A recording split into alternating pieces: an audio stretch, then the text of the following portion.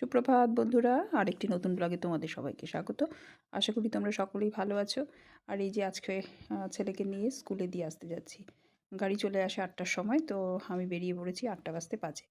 তো ছেলে আর আমি গল্প করতে করতে যাচ্ছি। তো এই যে চলে আসলো বাস, এবার বাসে ওকে উঠিয়ে এবার বাড়িতে গিয়ে আবার মেয়েকেও পাঠাতে হবে।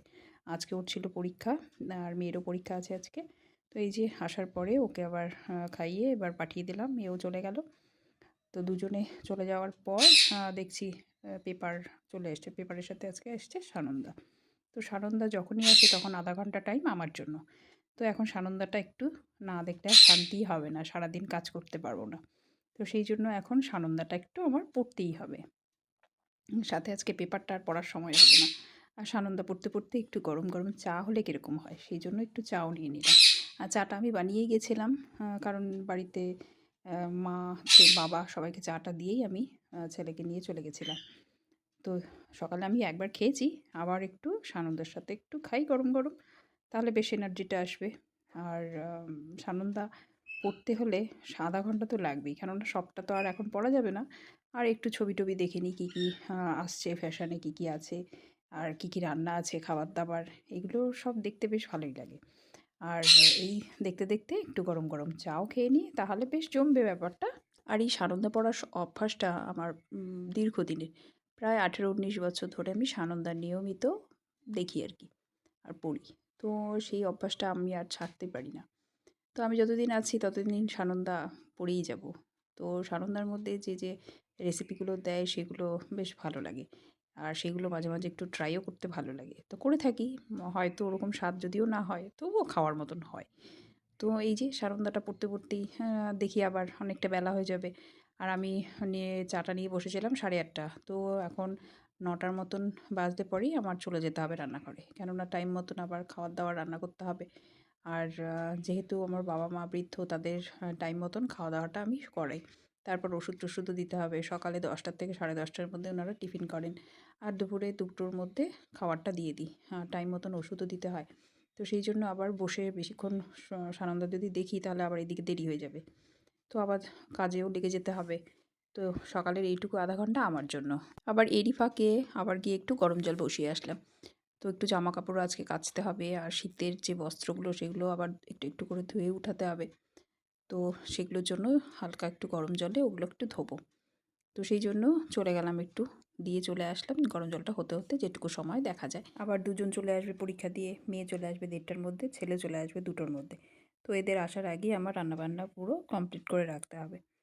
তারপর এই যে জামাকাপড়গুলো নিয়ে সব চলে আসলাম, এগুলো আজকে ধুয়ে দিই। আর পুরোটা তো একবারে ধোয়া যাবে না, আর কিছু আছে ওগুলো পরে আস্তে আস্তে অল্প অল্প করে ধোবো, একসাথে তো ধোয়া মুশকিল। তো এই যে এখন এগুলো দিয়ে দিচ্ছি আর চালিয়ে দিই। আর এগুলো ধুয়ে এরই আবার রান্নাটা বসিয়ে দিয়ে তার মাঝে গিয়ে আবার এগুলো ছাদে গিয়ে একটু দিয়ে আসতে হবে, নেড়ে আসতে হবে। আর যা এটা শুকিয়ে দেয় আর কি, ড্রাই হয়ে যায়, সেটা একটু ছাওয়ার মধ্যে মেলে দিলেই হয়। তবুও একটু গিয়ে ছাদে দিয়ে আসতে হবে। আর আজকে রান্নাবান্না কিছুটা কমপ্লিট করে ফেলেছি। আর এই যে দেখো, এটা হচ্ছে কচু।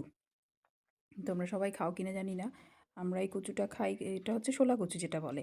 তো এই কচুটার আজকে একটু বড়া করব। আর দেখবে বড়া টড়া করলে একটু বেশ ভালো লাগে। সবসময় একই ঘন্ট আর ওগুলো ভালো লাগে না। তো আজকে একটু এটা কুড়িয়ে নিলাম, এটার মধ্যে একটু দিয়ে দিচ্ছি পেঁয়াজ কুচি। আ আমরা যে মানে যেরকম বড়া টড়া ভেজে খাই, যা যা দিই সেগুলোই দিচ্ছি।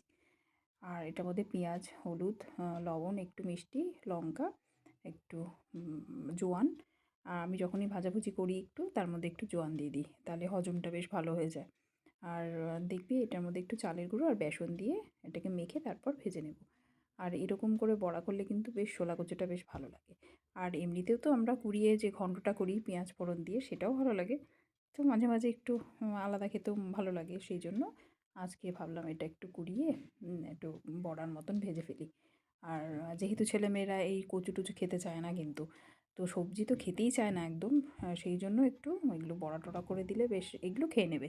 এগুলো আর বুঝতেই পারবে না যে এগুলো কচু না ঘচু, কিছুই বোঝে না। মানে বড়াটা দেখলেই হলো। আর একটু মুচমুচে হবে, সেই জন্য বেশ টপাটপ চলে যাবে। তো এটার মধ্যে দেখো বেসন টেসন দিয়ে আমি মেখে নিয়েছি। আর একটু চালের গুঁড়ো দিয়েছি, তাহলে বেশ কড়কড়া হবে, ভালো লাগবে খেতে। আর আমি এটা মাখার সময় না একটু আদার কুচি দিয়েছিলাম, আর আদার কুচিটা দিয়ে থাকি। তো আদার কুচিটা দিলেও বেশ ভালো লাগে খেতে, টেস্ট হয়। তো তোমরা একবার ট্রাই করতে দেখতে পারো ট্রাই করে। আমার তো ভালো লাগে, জানি না তোমাদের কীরকম লাগবে। আর এই যে এখানে সব বড়াগুলো আমার ভাজা হয়ে গেছে, এবার কড়কড়া করে ভেজে নিয়েছি এগুলো। আর গরম গরম খেতে কিন্তু বেশ ভালো লাগে, সেটা যেটারই বড়া হোক না কেন। বড়া টড়া খেতে একটু সবারই ভালো লাগে। তো আজকে এটুকুই, আবার দেখা হবে অন্য নতুন ব্লগ